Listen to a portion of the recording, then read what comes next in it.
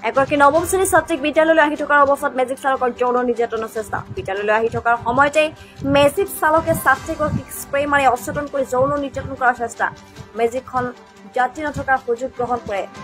চালকে ছাত্ৰীগৰাকীক স্প্ৰে মাৰি যৌন নিৰ্যাতনৰ চলোৱাৰ অভিযোগ যোৰহাটৰ মৰিয়নি ৰেল গেটত বন্ধ থকাৰ বাবে ছাত্ৰীগৰাকী মেজিকৰ পৰা পলাই যাবলৈ সক্ষম হয় মৰিয়নি মহাদেৱ আগৰৱালা উচ্চতৰ মাধ্যমিক বিদ্যালয়ৰ নৱম শ্ৰেণীৰ ছাত্ৰীগৰাকী বিদ্যালয়ত উপস্থিত হৈ অচেতন হৈ পৰা সমগ্ৰ বিষয়টো পোহৰলৈ আহে বিদ্যালয়ৰ শিক্ষক-শিক্ষয়িত্ৰী তথাপিও মৰিয়নি নগৰীয় স্বাস্থ্য কেন্দ্ৰলৈ প্ৰাথমিক চিকিৎসাৰ বাবে ছাত্ৰীগৰাকীক লৈ যায় পৰৱৰ্তী সময়তে ছাত্ৰীগৰাকী উন্নত চিকিৎসাৰ বাবে যোৰহাট চিকিৎসা মহাবিদ্যালয়লৈ প্ৰেৰণ ঘটনাস্থলীত আৰক্ষী উপস্থিত হৈ তদন্ত আৰম্ভ কৰিছে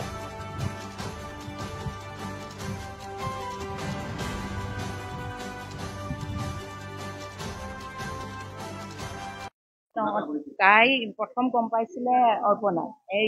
বাইদেৱে গম পাইছিলে তেখেতৰ আগত কৈছিলে এনেকুৱা তেনেকুৱা হ'ল বুলি তাৰপিছত তেওঁ আমাৰ কমন ৰুমলৈ লৈ আহিলে তাইক কমন ৰুমলৈ লৈ অহাৰ পিছত তাইক আমি যেতিয়া সুধিলো কথাখিনি তাই খুব কান্দিবলৈ আৰম্ভ কৰিলে খুব কান্দিছে আৰু তাই মানে কথা ক'ব পৰা নাই তাৰপিছত আমি চবে তাইক সাহস দিলো কি হ'ল কচোন ভালকে ক তেতিয়া তাই কৈছে যে তাই কেনেকে মেজিকত আহোঁতে ল'ৰাজনে এনেকুৱা তেনেকুৱা কৰিলে তাইক মানে ড্ৰাইভাৰ এক্সট্ৰিম তাই যিখিনি কৈছে মানে যিখিনি মানে এই দিন দুপৰত মৰিয়নিৰ নিচিনা এখন চহৰত এজনী ছোৱালী আমি মানে এই কথাটোখিনি বহুত আচৰিত হৈছো কাৰণ আমাৰ বেছিভাগ ল'ৰা ছোৱালীয়ে অহা যোৱা কৰি থাকে সদায়ে অহা যোৱা কৰি থাকে গতিকে মানে তাইৰ কথাটোখিনি আমাৰ এনেকুৱা লাগিলে সঁচাকে ছোৱালীৰ মানে কোনো নিৰাপত্তা নাই ইয়াত তাৰপিছত তাইক সেইখিনি কৰাৰ পিছত মই প্ৰিন্সিপালৰ লগত ওলাই মেলি আহিলো থানাত খবৰ দিলো ওলাই আহি গাড়ীখন ক'ৰবাত দেখো নেকি চালো গাড়ীখন নেদেখিলো তাইক লৈ গলো আকৌ স্কুলত আমি কমন ৰুমতে বহাই থৈছো পানী খাবি নেকি কিবা কৰিবি নেকি তাই কৈছে নাখাওঁ তাই